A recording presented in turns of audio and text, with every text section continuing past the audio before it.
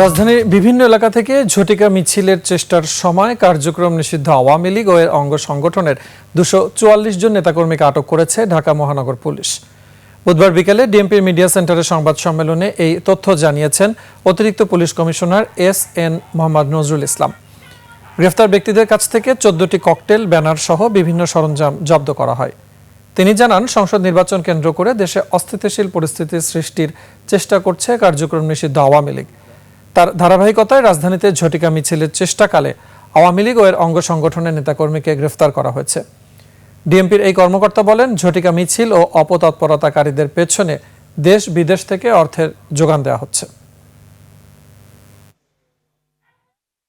DMP police এবং আমাদের গোয়েন্দা পুলিশ এই সকল ঝটিকা মিছিল হতে আজকে এখন পর্যন্ত 244 জন 244 জনকে গ্রেফতার করা হয়। এই সময় তাদের কাছ থেকে 14টি ককটেল এবং 60টি ব্যানার উদ্ধার করা হয়।